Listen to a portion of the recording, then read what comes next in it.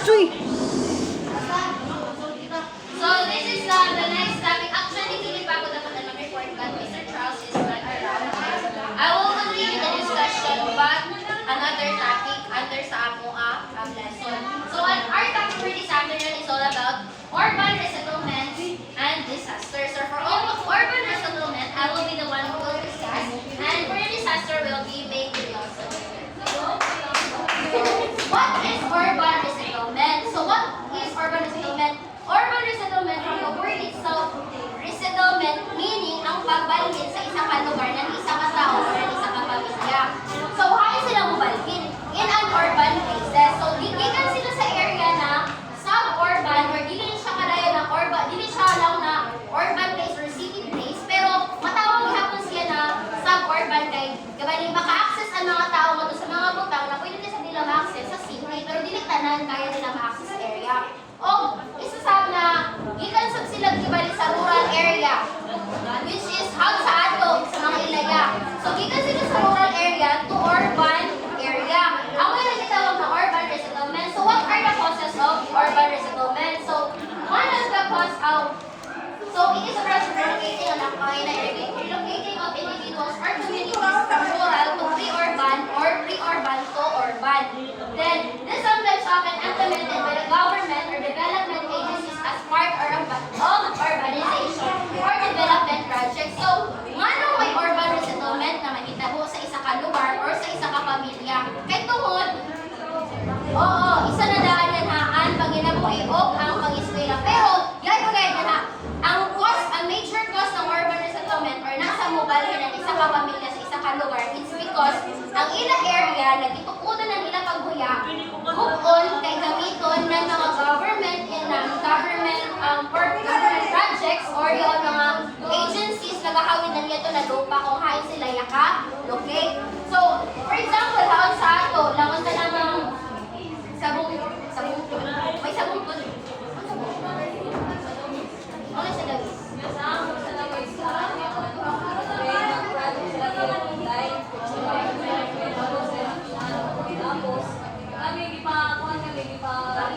Pero sundo na niyo ba kayo dito? Ano ba yung Kaya ulihan ang maitan sa ilong area na makuha. Amo sa diyon ang benefit ni hapunan or the resettlement or ang resettlement ng isang hapuan. Kaya isa kayo na major cause kayo ng urban resettlement is ang area na yung tutunan is gamiton for development projects, mga agencies or government mismohan magamit ng mga area. Tutunan ng mga establishments, tutunan ng mga public market and everything. Mag-widening ng karsada. Mag-widening ng karsada. Pero dili sa tao siya na always siya matawag na urban. Kaya dili man tanan tao na under na niyon area nga na is sa urban sila mobalhin. Ang ila na lamang is may ilang katukudan na bago na ila kabalikuy anan.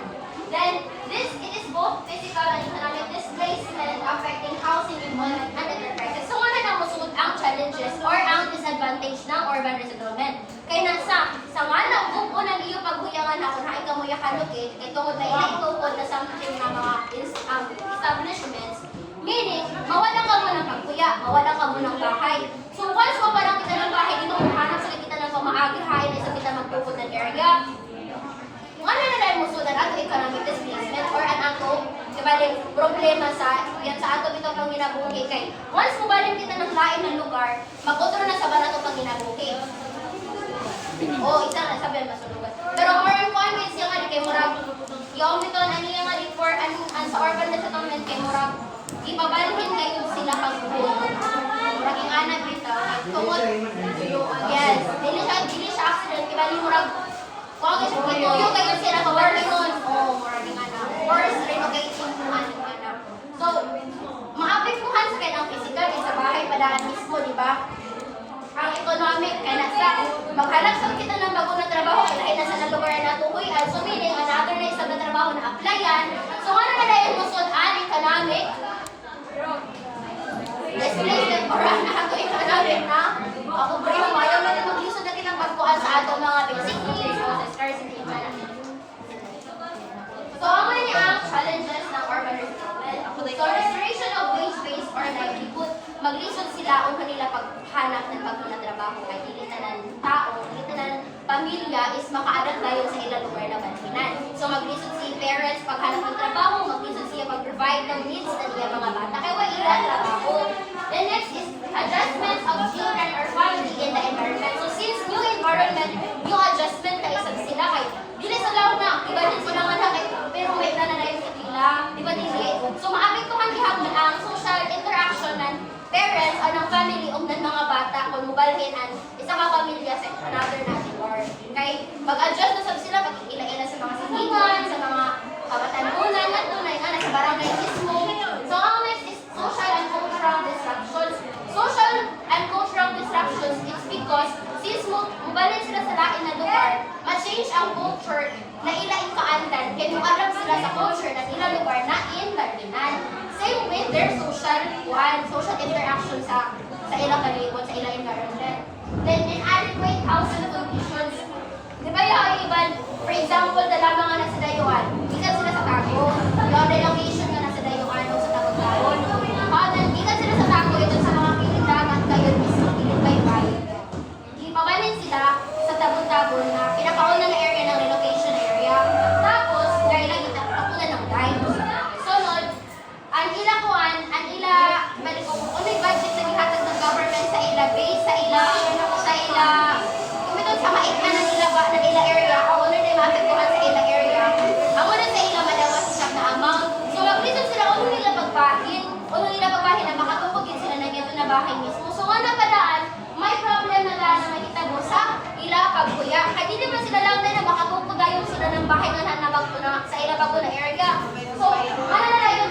Inadequate housing conditions sa ang bahay kay dili pa daw na two owners pero uyan kay wala ka uyan kay gipabalhin na sa lagi sila ingana. So challenges gihapon sila na mahitabo sa urban development or sa pag-relocate ng isa ka pamilya sa another na lugar. Then the next is limited access to essential services. Kaya nasa may limitation sa pag-access sa essential services. Essentials yun, mga needs natin, di ba? So nasa anyone. Kuha na ko ng number. Sige. Wala save by Berlin. Perfect. Limited access to essential services. For example, di ba pag magbalhin-balhin ka o balay, so no permanent address ka, so dahil pa ka nang may mga tinabang sa barangay or sa government, hindi ka matagal kay, di ba kay sa member na sa kwan, wala ka ng member na mga puro, wala ka ng member na mga barangay. So pag na mga importante kayo panghatag sa gobyerno, sa inyo, nila naman mga taga-tubig, o wala ka na, Or mga papel-papel na ulit. So the next is children's access to quality education. Kaya sa number 30. 30.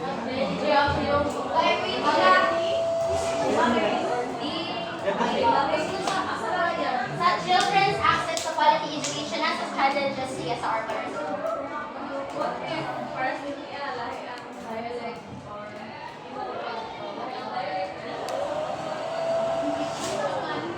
So mag-listen siya pag-acquire ng knowledge. Kaya na isa, mag-adapt na siya otro. So meaning once mag-adapt siya otro, yes, mag-culture shock yapon sila inside the classroom or inside the institution sa eskwelahan. Another thing is access to quality education. Ma-challenge gihapon siya kay since bago siya dito sa lugar, bago siya sa eskwelahan, transfer siya nga ha.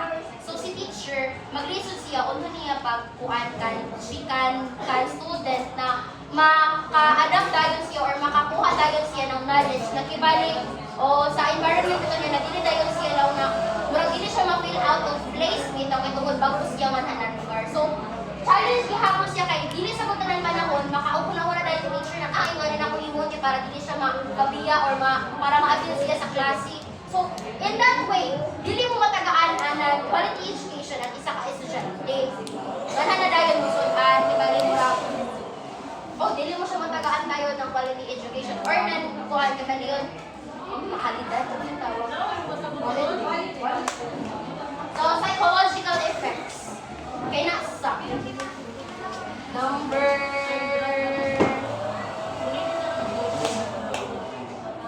1.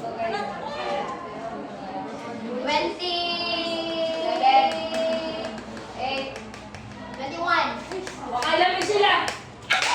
Perfect! Ha? Psychological effects. Yan naman. So, kita ang children access to bus education. Walang murag mabilong yung pulis ng science. Ganun, sa psychology na yung kayo. So, kaya na ako. Mabilong yung pulis lang, di ba kaya ang bata is mag-reason because sila pag-cope up, pag-adapt sa kanyang life with the environment. Tapos sa life environment sa school or sa community, kung ano magkaganyan. Dugamer. Kasi makita ko mga person natin ayun, di ba, like, for example, lang mga kanan, di ko na pinilay yung piniligan na resort, tapos mga lesson,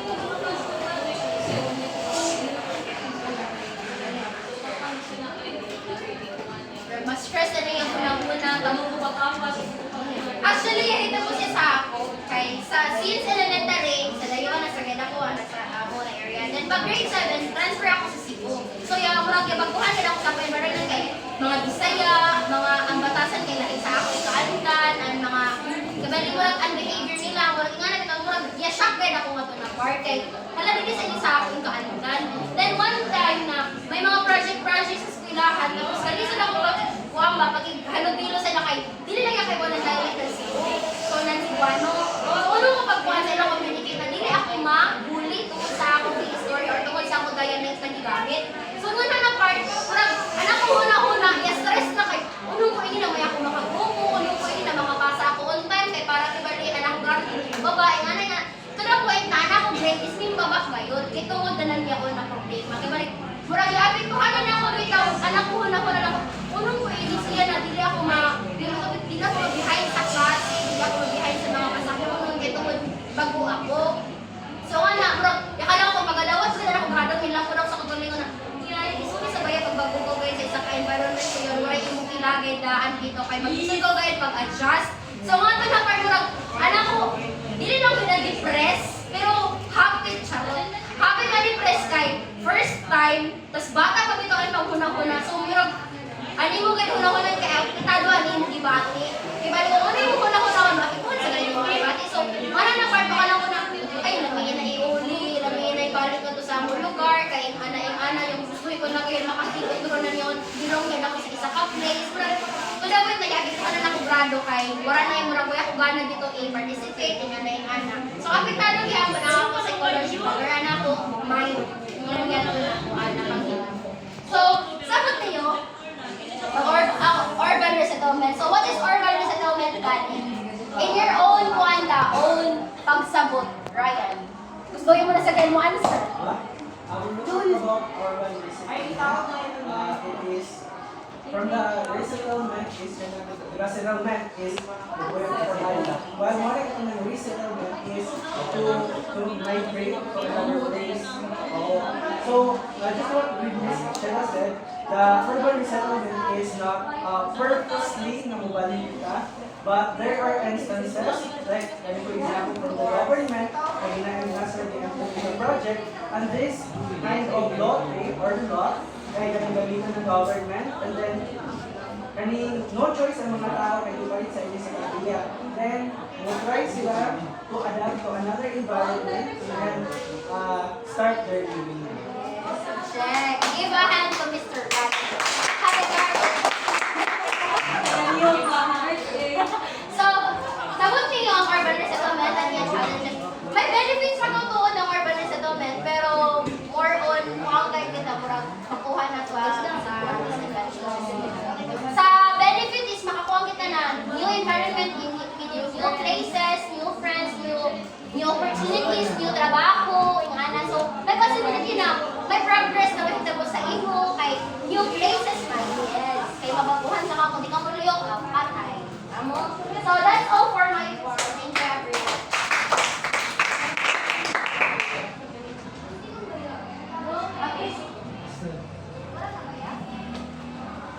Okay, so let's proceed to the disaster.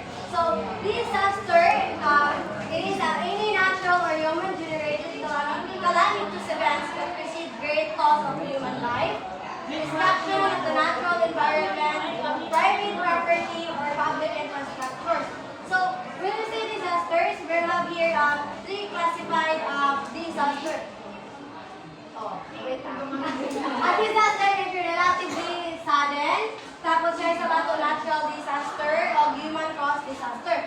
So in sudden disaster, it is an example earthquake, an oil spill. Sudden disaster also is kanang kuha ka rin ng iyang kadyonto. Basta yung earthquake. Yung kaya sa Dili ka makabalo. tapos guys, pinag siya sa longer period of time para siya dun sa pandemic, di ba? Kalit na siya, tapos kuhan. What else, everyone? Ano sa example sa sudden disaster? Ang pagbiyak. Bawi. Ang pagbiyak pa na dito. Bawi. Bawi. Oo. Pagbiyak na yun. Sa malaking disaster kaya na yun. Next, we have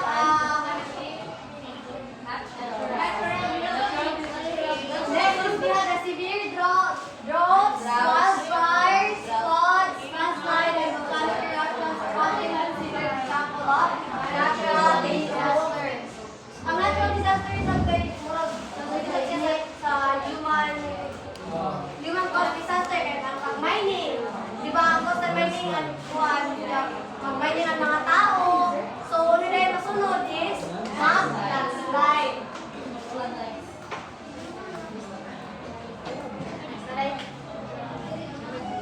Next up, we have a large industrial accident, building collapses, highways fires, airlines crashes, ship sinking, and acts of terrorism are currently classified as human caused disaster. So what else? Iyo idea, ano kailangan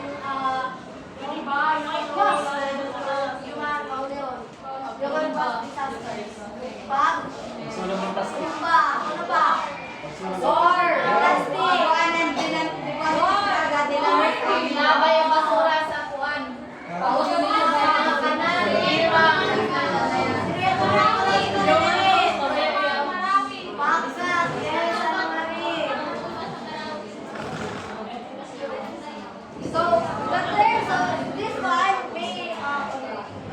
The term may also be used to describe other events such as displacement of large population as a result of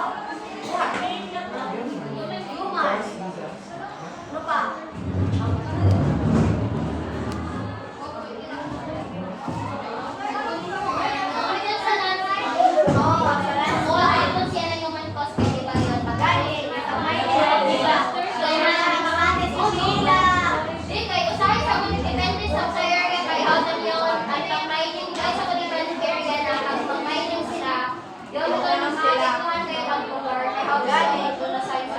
Sa Alaska,